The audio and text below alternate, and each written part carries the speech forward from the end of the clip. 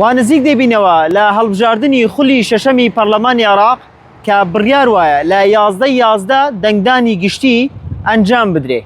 لە نۆی ئەو مانگە دەنگدانی تایبەت کە تەواوی هێزە ئەمنیەکان لە عێراق و هەرێمی کوردستان لە دەنگدانی تایبەتدا دەنگی خۆیان دەدەن. ئێستا کە قسەیەک لە شەقامدا دەکرێویشان ئەوەیە کە باس لە کڕین و فرۆشتنی کارتی دەنگدان دەکرێت. دەمانەوێت بچینە لای لژنەی باڵای فتوای هەرێمی کوردستان و یەکێتی زانایانی هەرێمی کوردستان بۆ ئەوەی بزانین کە ئایا کڕین و فرۆشتنی کارتی دەنگدان حەلالە یاخود حەرام. فەرمون پێکەوە با ئەم زانیاریە و ئەم بڕیارە لە لژنەی باڵای فتوای هەرێمی کوردستانەوە گوێبیست ببین.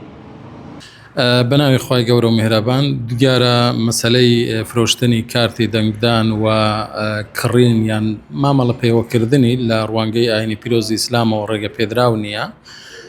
دوای ئەوەش کە کۆمەڵێک هاوڵاتی و کۆمەڵێک مامۆستای ئاینی پرسیاریان کرد لە ئەنجومەنی باڵای فتوا سەبارەت بەم پرسیارەکە ئایا فرۆشتنی کارتی دەنگدان حەڵاڵە یان حەرامە.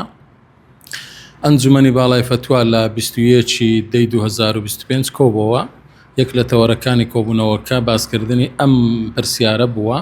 دواتر لە فتوایەکدا ئەنجومەنی باڵای فتوا و بابەتەی ڕوون کردوتەوە کە تێیدا بە کۆی دەنجی ئەندامانی ئەنجومەنی باڵای فتوا کڕین و فرۆشتنی کارتی دەنگدان کارێکی ناڕەوا و ناشەرعی و حەرامە، لەبەرەوەی دەنگدان ئەمانەتە و پاراستنی ئەمانەتیش ئەرکێکی سەرشانی هەر هاوڵاتیەکە و لە هەمان کاتدا فرۆشتنی دەنگ یان کڕینی دەنگ بە زایعدانی ئەو ئەمانەتەیە و لە هەمان کاتیشدا وەک ئەرێ گەندەڵیە بەرامبەر بە مافێکی شەرعی و یاسایی کە هەر کەس ئازادە لەوەی دەنجی خۆی بدا، بەڵام فرۆشتنی دەنگ کەسانی دیکە ئیستیغلالیەکەن.